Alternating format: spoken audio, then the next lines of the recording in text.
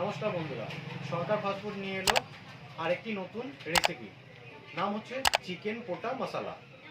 এই চিকেন পোটা মশলাটা যে কোনো সময় বাড়িতে সবসময় বানাতে পারবে। এই মশলাটা বাড়িতে সবার কাছে অ্যাভেলেবেল থাকবে। আর এই চিকেনটা, এই পোটাটা দেখুন, এই পোটাটা কেউ হজম গুটি বলে, কেউ চিকেন পোটা বলে, কেউ চিকেন স্টমাকও বলে। আর বন্ধুরা, এই চিকেন স্টমাকটা আমরা অলরেডি ভালো করে কেটে এবং ওয়াশ করে নিয়েছি, 2 পিস করে কেটে নিয়েছি। আর এই পোটা মশলাটা বানাতে কি কি জিনিস লাগছে দেখুন। আমরা নিয়ে নিয়েছি এখানে গোটা গরম মশলা, পেঁয়াজ, এদিকে টমেটো আছে, রসুন এবং কাশ্মীরি লঙ্কা পেস্ট আছে। আর এখানটাতে বিভিন্ন রকম মশলা, জিরে পাউডার, হলদি পাউডার, লঙ্কা পাউডার, চিকেন মশলা, এগুলো সব মিক্স আছে। লাস্টে আমরা গার্নিশের জন্য ধনেপাতা, তার আগে একটু কাঁচা লঙ্কা দিয়ে নেব। দেখুন বন্ধুরা, আমরা কড়াইতে সর্ষের তেল দিয়ে নিয়েছি। সর্ষের তেলটি গরম হয়ে গেছে, এবারে গোটা গরম মশলাটা দিয়ে দিলাম। হালকা একটু ফ্রাই করে নেওয়ার পর, যাতে ফ্লেভারটা ভালো আসে, তারপর কাঁচা পেঁয়াজগুলো দিয়ে দেবো।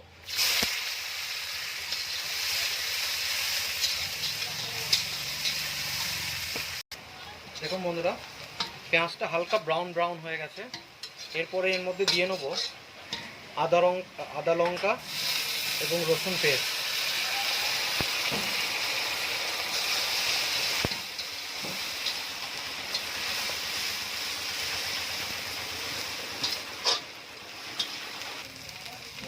দেখুন বন্ধুরা, আদা রসুন পেস্ট এবং পেঁয়াজটা কালারটা খুব সুন্দর এসছে, ফ্রাইটাও ভালো হয়ে গেছে।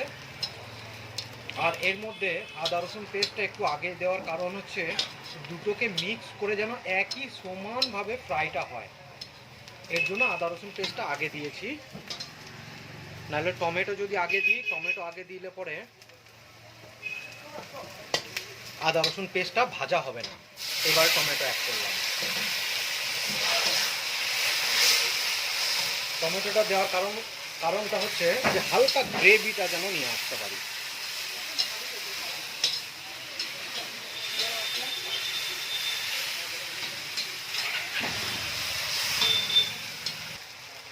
এবার এর মধ্যে স্বাদ মতন লবণটা দিয়ে দিলাম।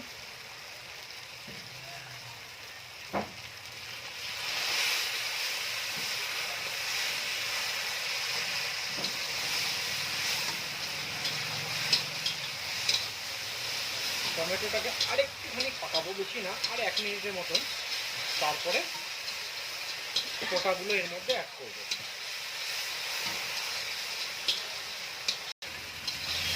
দেখুন বন্ধুরা, টমেটোটা ভালো রকম ফ্রাই হয়ে গেছে। এবারে আমরা হজম গুটিগুলো অ্যাড করবো এর মধ্যে।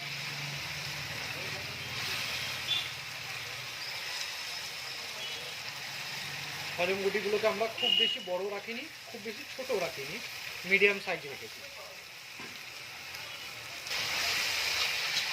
দেখুন বন্ধুরা, এইভাবে মিক্স করে ভালো করে মিক্স করব। আর এটাকে কিছুক্ষণ ধরে কষিয়ে নিতে হবে। আরেকটা জিনিস বন্ধুরা, এর সাথে কেউ যদি চায় তাহলে মেটে এবং হজম গুটি দুটো একসাথে করতে পারে। তবে এর ক্ষেত্রে প্রথমে হজম গুটিটাকে কষিয়ে নিয়ে তারপরে মেটেটাকে একটু পরে দিতে হবে, নাহলে কী হবে, ভেঙে যাবে, মেটেগুলো ভেঙে যাবে।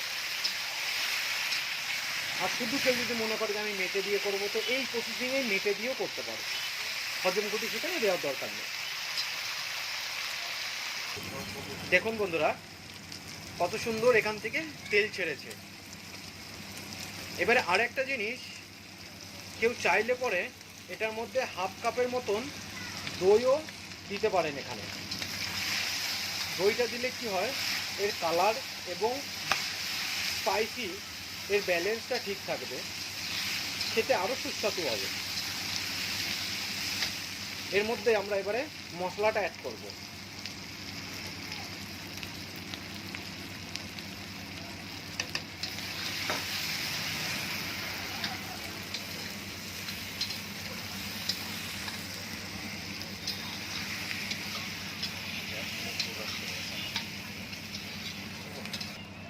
দেখুন বন্ধুরা, এটা হচ্ছে আমরা ভাজা মশলা ইউজ করেছি, এর জন্য বেশি ফ্রাই করব না, না হলে পুড়ে কালো হয়ে যাবে। একটু জল দিয়ে দেবো এবারে। আর যদি এটা বাটা মশলা হতো তাহলে একটুখানি কষাতে হতো মশলাটাকে, কাঁচা মশলা যেটা বলা হয়। দেখুন বন্ধুরা, কত সুন্দর এবং গাঢ় গ্রেভিটা হয়েছে। এবারে এর মধ্যে লেবু একটু দিয়ে দেবো, লেবুর রসটা দিয়ে নিলাম।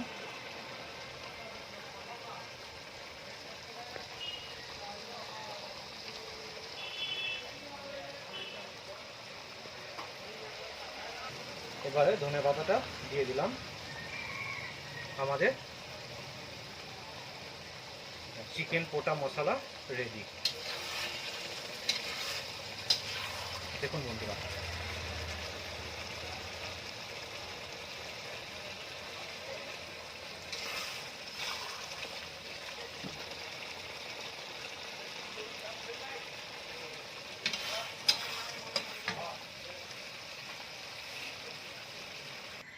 দেখুন বন্ধুরা, আমাদের চিকেন পোটা মশলা রেডি।